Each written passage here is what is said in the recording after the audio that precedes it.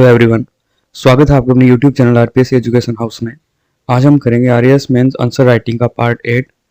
जैसे कि आपको पता है, हम आंसर राइटिंग के अंदर आरबीएससी और एनसीईआरटी का मैटर उठाते हैं। प्रैक्टिस सेट 008 जो कि अपने टेलीग्राम ग्रुप पे डाला गया था, उसके आंसर देखते हैं कि किस तरह से उसके मॉडल आंसर हो सकते हैं। हमारा पहला क्वेश्चन, औद्योगिक क्रांति सबसे पहले इंग्लैंड में शुरू होने के क्या कारण थे?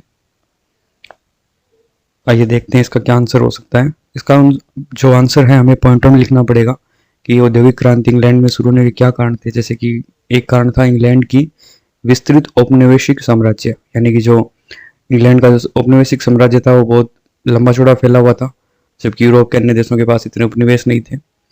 दूसरा था लोहे और कोयले की खानें पास पास होना।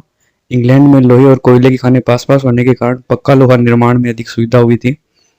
अगला था उपयोग के अनुरूप उत्पादन हो रहा था इंग्लैंड के अंदर।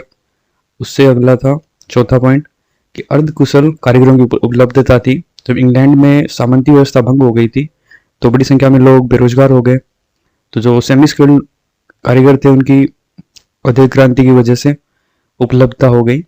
जैसे कि expanded colonial empire of England, production according to use, availability of semi skilled craftsman. अगला था पूंजी की उपलब्धता। यूरोप के अन्य देशों की तुलना में इंग्लैंड के पास बड़े बड़े कारखाने लगाने के लिए पूंजी थी। इंग्लैंड की अनुकूल भौगोलिक स्थिति भी इसके अनुरूप थी और वैज्ञानिक आविष्कारों ने भी इंग्लैंड के औद्योगिक क्रांति को प्रोत्साहन दिया।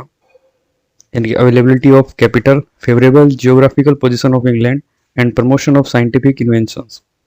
हमारा अगला क्वेश्चन, औद्योगिक क्रांति के परिणामों के बारे में बताइए कि औद्योगिक क्रांति से क्या क्या परिणाम हुए। तो पहला था आर्थिक परिणाम कि जो उत्पादन और वाणिज्य थे उसमें असंतुलित वृद्धि और आर्थिक संतुलन बिगड़ा। ग्रामीण क्षेत्र की उपेक्षा नगरों का आर्थिक विकास हुआ। कुटीर उद्योगों का विनाश हुआ। राजनीतिक परिणाम ये हुआ कि अब लोकतंत्र की मांग बढ़ने लग गई।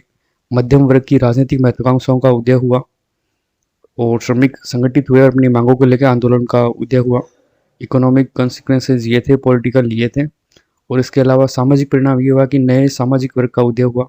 नैतिक मूल्यों में गिरावट आई, संयुक्त परिवार बिखरने लगा, नई संस्कृति का जन्म हुआ। और वैचारिक परिणाम ये हुआ कि आर्थिक उदारवाद का स्वागत किया गया और साम्राज्यवाद का उदय हुआ। आइडियोलॉजिकल इकोनॉम और सोशल कंसिक्वेंसेज ये थे। आपको हमारा ये वीडियो कैसा लगा? हमारे चैनल को लाइक कीजिए, शेयर कीजिए, सब्सक्राइब कीजिए। Thank you.